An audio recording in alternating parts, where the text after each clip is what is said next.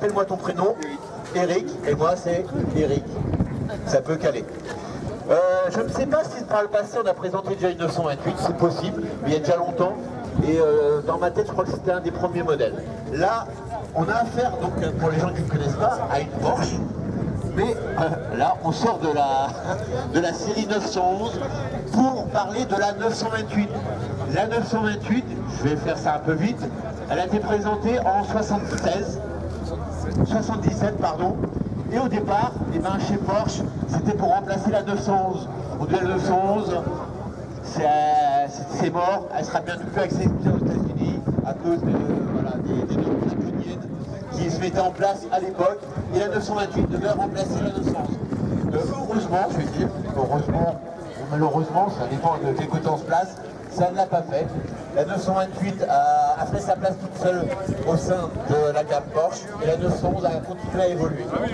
Et donc on a eu plusieurs modèles de 928, de 77 jusqu'à 95 avec plusieurs séries.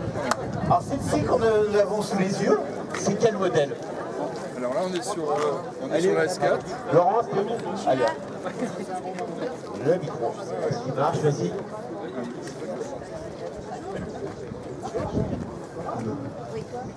Oui, donc là on est sur une 928 S4.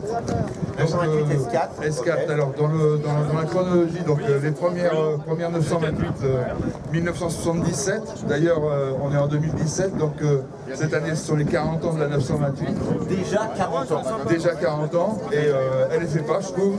Non, elle ne fait pas, non, c'est vrai, elle est bien conservée. À cette occasion, le Club 928 France donc, organise un grand rassemblement le week-end de l'Ascension à Reims, justement pour fêter les 40 ans. Et là, tu en fais partie de ce club? Bien sûr. D'accord. Bien sûr.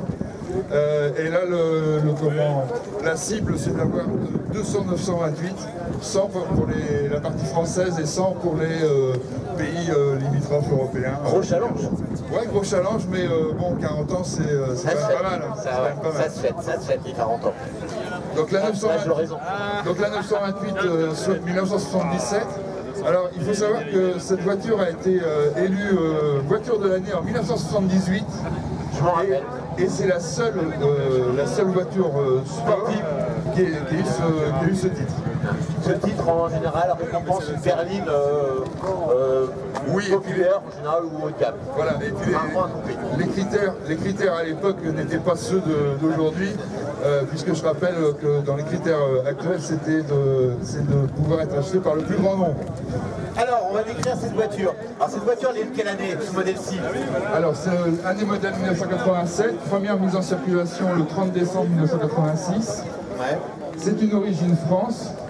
Elle a 203 000 km. Donc 203 000 km. 203 000, ouais. D'accord. Donc la S4, c'est la... On dit que ces voitures-là peuvent faire des milliers de kilomètres. 350 000, on les voit passer. Ouais. Bon, après, c'est toujours la même chose, comme dans n'importe quel automobile. Faut les entretenir. Comme toutes les voitures. Comme toutes les voitures. Voilà. On rappelle quand même qu'au niveau de la mécanique, c'est un... Attends, on va demander au public. C'est quoi la mécanique? C'est un V8. C'est un 8 cylindres, faut suivre. C'est un V8. C'est quoi un V8? D'accord, on vous expliquera. Donc c'est un V8, mais pas américain, hein. C'est un allemand. Non. Le moteur est un moteur Porsche. Hein. Porsche. Parce qu'il y a des moteurs, des PMA, donc des Porsche moteurs à vente qui sont des moteurs Audi en fait. C'est vrai, sur les 224. Voilà.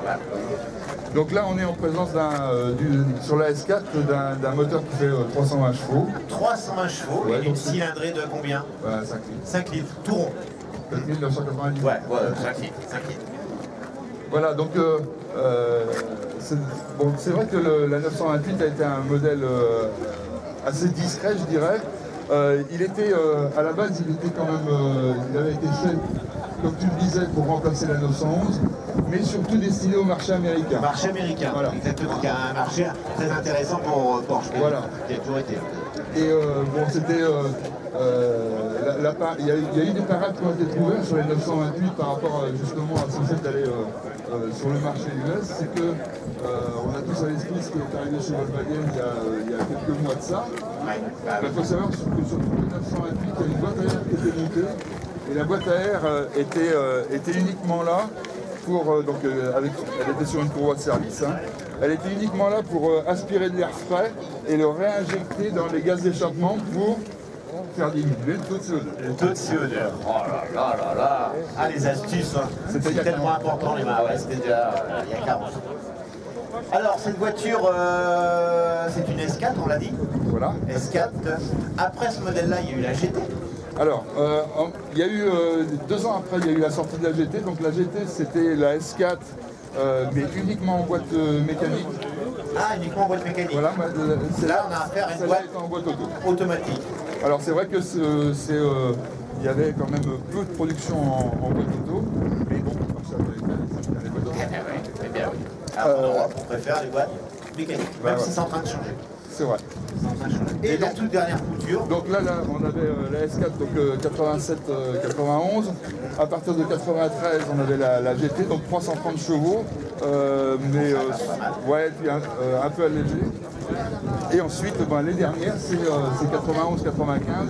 donc les GTS. On reconnaît facilement alors ailes plus larges. Alors les ailes plus larges et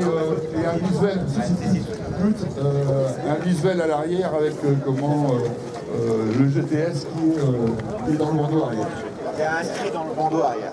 D'accord. Ok. Et 350 chevaux. Par rapport, on va faire une petite synthèse, hein, par rapport au premier modèle sorti en 77, ouais, avec ces fameuses, vous vous rappelez, genre de téléphone et ces intérieurs un peu qui n'étaient pas chers. Voilà. Voilà. Et les feux aussi qui étaient un peu différents. Ouais. Elle a pris. Elle s'est améliorée, je trouve, au niveau esthétique. C'est pas toujours le cas que la voiture évolue. C'est vrai. Et je trouve qu'elle s'est légèrement affinée. Et que les dernières moutures, pour moi personnellement, étaient plus fines, plus belles que les premières. Voilà. C'est l'affaire de goût, hein, c'est ce que je dis. Et pour la petite histoire quand même, au sein du Club France, on s'était aperçu il y a 5-6 ans de ça, qu'il y avait un regain d'intérêt vers la 928. Et on a cherché à comprendre pourquoi. Et en fait, ce regain d'intérêt, il est venu principalement du côté des Allemands, parce qu'il y a eu la sortie de la Panamera. Et quand on regarde une Panamera un peu en trois quarts arrière, il y a des similitudes un petit peu avec la 928. C'est vrai. Et donc, le marché allemand qui avait, parce que c'était une PMA, donc moteur avant, pas vraiment aimé le modèle, il commence à en racheter. D'accord. Donc du coup, il y a un intérêt en Allemagne pour ces voitures. Voilà, tout à fait. Voilà, toutes les 928, tous les modèles confondus en France. La cote a un peu remonté. Alors la cote a un peu remonté. Aujourd'hui, pour une voiture avec la ligne, 87. 87, hein, c'est pour Laurence que je dis ça. 87, je crois qu'elle est partie. Ça vaut combien ce modèle-ci? En général, une 928. Alors, ça dépend du modèle, ça dépend de l'entretien, ça dépend de l'historique. Dans un état similaire à la tienne. Alors celle-ci a été réexpertisée l'année dernière pour des questions d'assurance, à tout bêtement. Bien sûr. Et elle est sortie à 26 000 €. 26 000 €. C'est correct pour une voiture de cette puissance? C'est certainement plus cohérent avec le marché de l'occasion que la cote qu'elle avait il y a 10 ans. Qui était très basse. C'était très basse. C'était une voiture assez mal aimée. Voilà. Et qui a été mal entretenue, alors, dans des mains, qui n'était pas toujours... Qui a été mal aimé, qui a été malheureusement acheté quelquefois par des gens un petit peu trop jeunes, qui les ont customisés, des trucs pas toujours... Et donc moi quand j'ai acheté mon véhicule en 2010, ce que j'ai cherché à faire, c'est à la remettre dans l'état d'origine. Parce que comme c'est une origine France, alors avec une petite anecdote, c'est que sur les voitures à ce moment-là, on était obligé de faire graver les vitres. Et donc cette voiture, elle a comme immatriculation initiale 67 GBR 75 parce que le premier propriétaire était un Parisien et était le directeur de Chiron de Sport. Le directeur de Chiron de Sport, qui s'appelait à l'époque? Non. Ok. Voilà, donc le directeur de Chiron de Sport voulait en Porsche. Voilà. Bon. Ce modèle a un petit toit ouvrant, il n'est pas bien grand, mais on a un toit. Il y a beaucoup de Alors, c'était une option qui était... voilà, alors c'est vrai qu'il y en a pas mal, et le toit ouvrant électrique. Je dirais que certains puristes préfèrent sans toit ouvrant. Pourquoi? Parce que le fait d'avoir le toit ouvrant fait diminuer de 3-4 cm à la hauteur. Voilà, et quand on est grand, ça peut toucher. Ouais, mais bon, moi je ne fais pas partie des petits, et je peux vous dire que je suis très à l'aise. Est-ce qu'on peut voir ce V8 Porsche? Hein? Alors peut-être qu'on n'aura peut-être pas grand-chose, mais... On a quand même un capot qui est assez long. Ah oui, un avant qui est très plongeant. Pour se garer, il faut bien viser. Il faut bien viser. Voilà. Donc ce V8, on voit bien, hein, c'est deux culasses là, qui rentrent au chausse-pied, on peut dire. Ouais.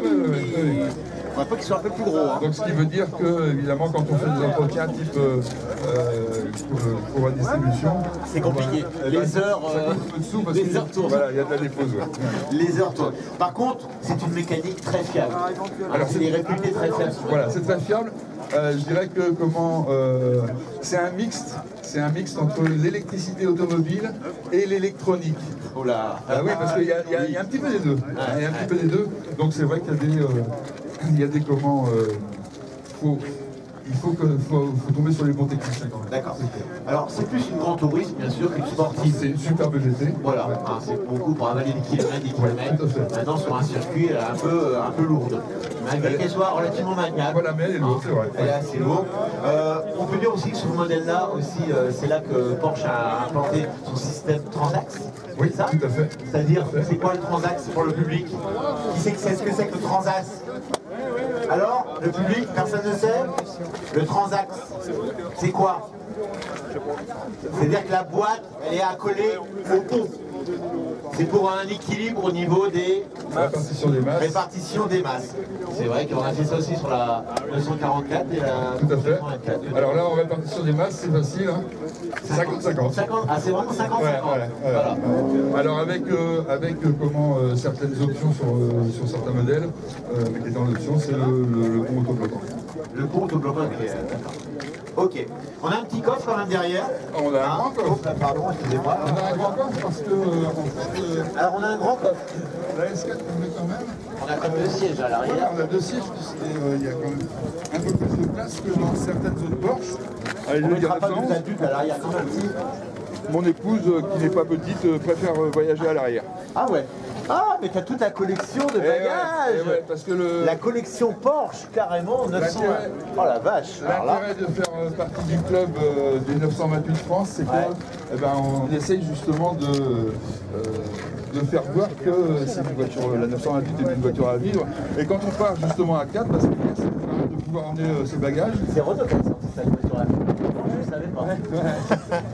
Et au sein du club, il y a 5 ans de ça, on a eu l'autorisation express de Porsche. Et c'est quelque chose qui n'est pas facile à avoir parce que Porsche, au niveau de la com, est extrêmement dur, mais vraiment extrêmement dur. Et on a eu l'autorisation de fabriquer 107 de bagages. Ah ouais. Pas un de plus. 107, d'accord. Voilà. Et toi, tu fais partie des heureux élus. À avoir réservé par souscription. Voilà. D'accord. Et donc avec ça, tu peux partir tranquille. Ah oui, on a deux grands bagages, une valise. J'en sors un. Regardez. Voilà. Ah, c'est le top. Hein. Il y en a comme ça, 4 comme ça. Enfin, de différentes formes. Et donc ciblé 928. Et pour la petite histoire, on a recommandé aux membres du club qui avaient acheté le set de bagages de surtout bien avoir à l'intérieur l'autorisation écrite de Porsche. Ah ouais. En cas de contrôle des douanes, par exemple. Toujours. Ah oui, c'est pas de la contrefaçon, attention. Voilà, absolument. Vous avez l'autorisation de Porsche. Absolument. Ben bravo. Vous pouvez l'applaudir. Hein, et la voiture aussi. Merci. Magnifique auto. Et j'étais content de présenter ce modèle avec toi, Eric, parce que c'est les 40 ans de cette voiture. Voilà. Il fallait les fêter. On l'a fêté aujourd'hui avec toi. Voilà. Merci infiniment. Bon dimanche à tous. Merci à toi.